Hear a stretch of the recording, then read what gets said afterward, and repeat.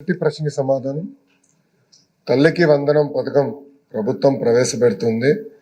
దానికి guide lines త్వరలో finalise చేస్తాం జరుగుతుంది. రెండో ప్రశ్నకి సమాధానం, బడ్జెట్లో 9,407 కోట్ల రూపాయలు ఈ స్కీమ్కి అలొకేషన్ చేశాము.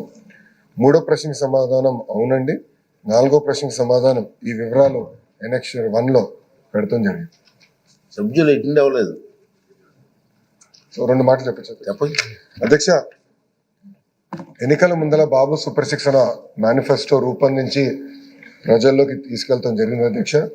దాంట్లో భాగంగా ప్రధానమైంది తల్లికి వందనం. ఇది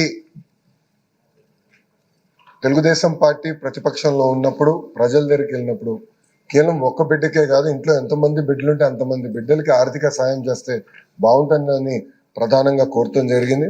అంతేకాకుండా అధ్యక్ష, ఒకసారి మనం చూస్తే భారతదేశంలోనే రీప్లేస్మెంట్ రేట్ కన్నా అతి తక్కువ ఉన్న రాష్ట్రం తమిళనాడు అయితే, దాని తర్వాత ఆంధ్ర రాష్ట్రం అధ్యక్ష.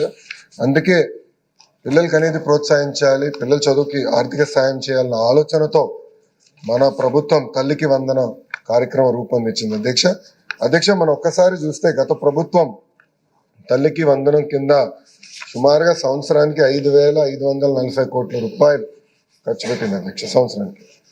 కానీ ఇప్పుడు మన ప్రభుత్వ అధ్యక్ష దాదాపు 9,407 కోట్ల రూపాయలు డబ్బులు కేటాయిస్తాం జరుగుతుంది అధ్యక్ష.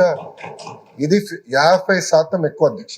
గత ప్రభుత్వంతో పోల్చితే 50% ఎక్కువ నిధులు మనం కేటాయిస్తాం జరుగుతుంది అధ్యక్ష. చాలా ప్రతిష్టాత్మకంగా తీసుకున్న కార్యక్రమం ఇది.